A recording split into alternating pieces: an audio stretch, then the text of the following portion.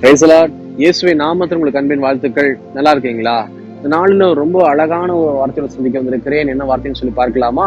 Mark 10ஆம் அதிகாரத்துல 52ஆம் வசனத்தை எடுத்து வாசிச்சு பாருங்க. இயேசு அவனை நோக்கி, நீ போகலாம், உன் விசுவாசம் உன்னை ரட்சித்தது என்றார். உடனே அவன் பார்வை அடைந்து வழியிலே இயேசுவுக்கு பின் சென்றான். இந்த வார்த்தை யாருக்கு கொடுக்கப்பட்டது? பிறவி குருடன்னு சொல்லக்கூடிய பர்த்திமேயு. அந்த மனுஷனுடைய பார்வை பிறவில இருந்தே இல்லை. அப்படி இருக்கும்போது இயேசுவ தேடி அவன் வரல, இயேசு அவனை தேடி வந்தார் என்று வேதத்துல நம்ம பார்க்கிறோம். இந்த சம்பவத்தை நம்ம பார்த்தோம் அப்படின்னா, அந்த மனுஷன் செய்த ஒரு காரியம் இயேசுக்கு ரொம்ப பிடிச்சு போச்சு. என்னன்னா, விசுவாச அறிக்கை.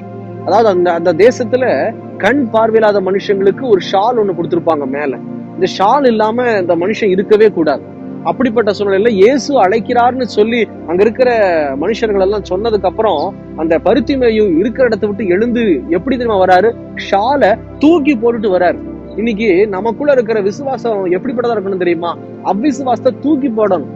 இனி இயேசு நினைத்திருக்கிறாரு, நான் ஏசப்பாட்ட ஜெபம் பண்ண போறேன், நான் ஜெபித்ததை இயேசு எனக்கு கொடுக்க போகிறாரு. அப்படி இருக்கும்போது பழசு எனக்கு எதுக்கு? இந்த காரியம் எனக்கு எதுக்கு? எனக்குள்ள இருக்கிற பலவீனம் மாற போகுது, எனக்குள்ள இருக்கிற கட்டுகள் ஒழிய போகுது, எனக்குள்ள இருக்கிற பயங்கள் வெளியேற போகுது. வாசிக்கணும். இயேசு சொல்றாரு பாருங்க, மகனே, உன் விசுவாசம் உன்னை ரட்சித்தது. இயேசு இந்த பர்த்திமேயுடைய கண்ணை தொடல, உன் விசுவாசம் உன்னை ரட்சித்ததுன்னு சொல்லி ஆண்டவர் சொல்றாரு. அப்போ அந்த விசுவாசம் என்னன்னு சொல்லி பாத்தீங்களா? ஷாலை கீழே போட்டாரு. இன்னைக்கு நம்முடைய வாழ்க்கையிலேயும் அதே போலதான். உங்க பயத்தை தூக்கி போடுங்க, உடைய கலக்கத்தை தூக்கி போடுங்க. எப்போ? அவரை தேடி வரும்போது, இயேசுவே என் பயம் என் கலக்கம் எல்லாம் என்னை விட்டு நீங்கட்டும்னு சொல்லி பாருங்க, எல்லாவற்றையும் ஆண்டவர் மாற்றுவார். ஆனா இன்னும் அந்த பயத்தை வச்சுக்கிட்டே இருக்க கூடாது. விசுவாசத்தோட நம்பிக்கையோட நான் ஏசப்பாட்ட சொல்லிட்டேன், அவர் என்னை பார்த்து கொள்ளுவார்னு சொல்லி உங்களுடைய காரியங்களை தூக்கி போட்டு பாருங்க. பர்த்திமேயு தூக்கி போட்டது போல.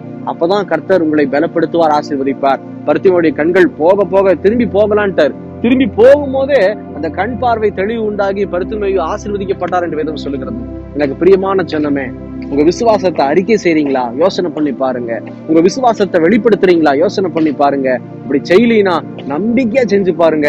கர்த்தர் பர்த்திமேயு ஆசீர்வதித்தவர் நம்மையும் ஆசீர்வதிப்பார். ஜெபிக்கலாமா? கண்களை மூடி. எங்களை நேசிக்கிற நல்ல ஆண்டவரே, இந்த காலை வேளைக்காக ஸ்தோத்திரம். இதோ பர்த்திமேயு, ஆண்டவரே அப்பா, நீ கூப்பிட்ட மாத்திரத்துல ஆண்டவரே விசுவாசத்தோடு தன்னிடம் இருக்கிற ஷாலை தூக்கி கீழே போட்டாரேப்பா. இனி எனக்கு இந்த ஷால் வேண்டாம், ஏன்னா எனக்கு பார்வை அடைய போறேன், இயேசு என்னை கூப்பிடுறாருன்னு சொல்லி இப்படியாகவே ஆண்டவரே நாங்களும் ஏதோ விசுவாச அறிக்கை செய்து வாழணும்னு சொல்லி எங்களை தாழ்த்துகிறோம், அர்ப்பணிக்கிறோம். தொடர்ந்து ஆசீர்வதியும், வசனத்தின்படி எங்களை ஆசீர்வித்து பெருக செய்ய கூடவே இருங்க. இயேசுவின் நாமத்தில் பிதாவே, ஆமேன், ஆமேன். தொடர்ந்து ஜெபம் பண்ணுங்க, எங்களுக்காகவும் ஜெபித்துக் கொள்ளுங்கள். கர்த்தர் உங்களை ஆசீர்வதிப்பாராக. God bless you.